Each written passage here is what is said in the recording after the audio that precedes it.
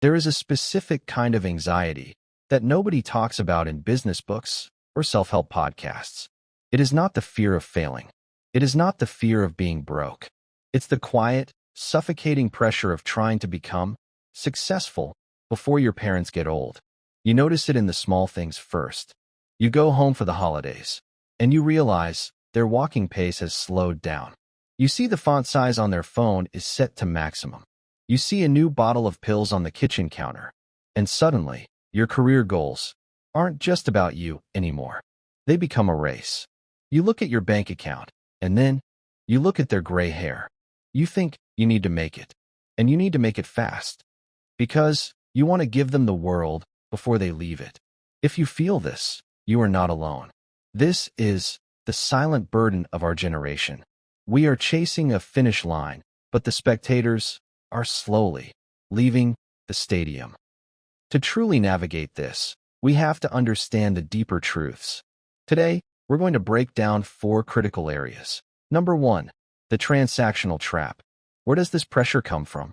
For many of us, especially, if you come from an immigrant family or a working-class background, love feels transactional.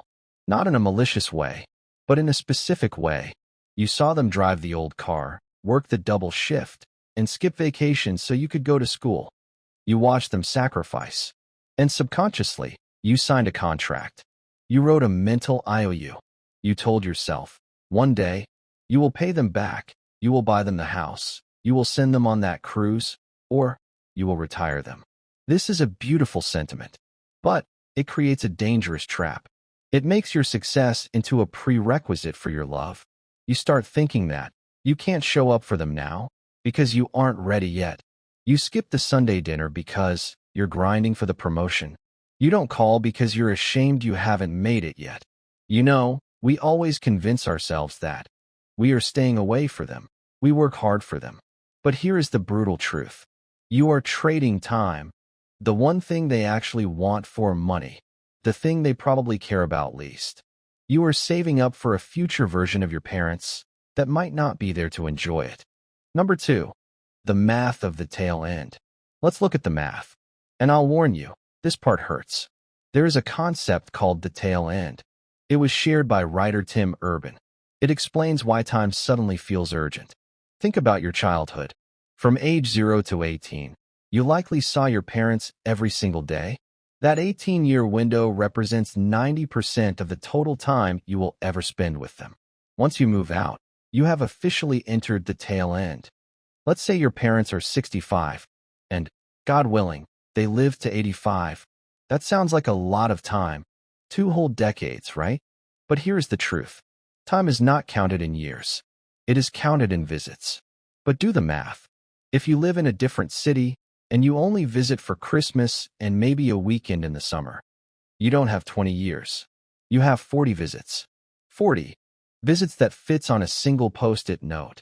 If you spend 10 hours of actual quality time during each visit, you have 400 hours left.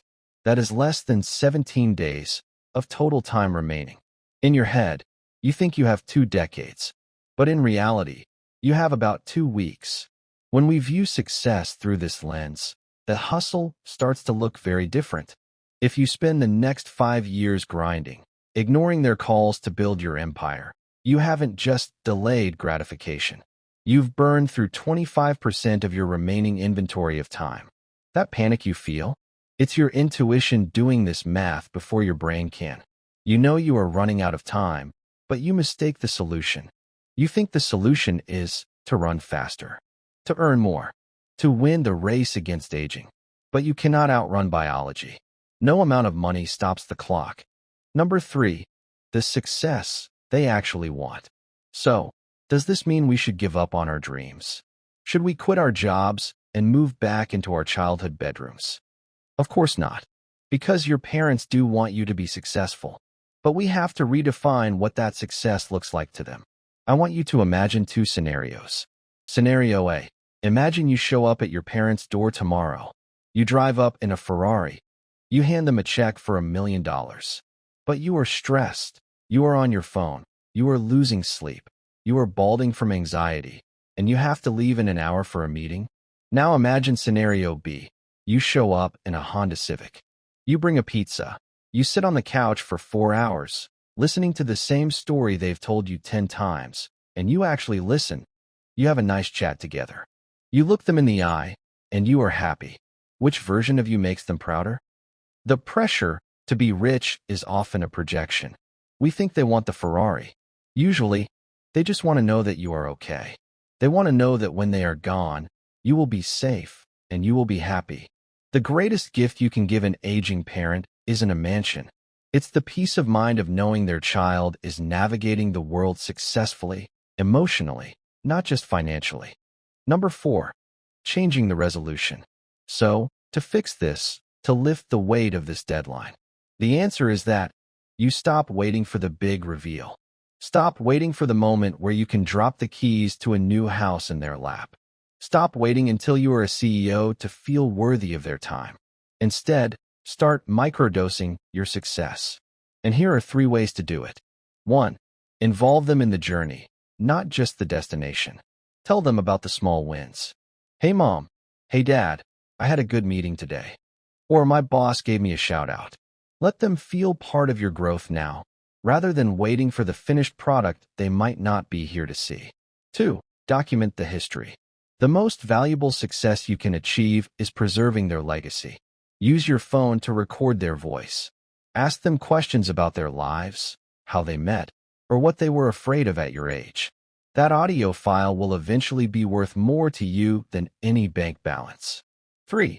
Buy the small things. You can't buy them a house yet? Fine. Buy them a really nice dinner.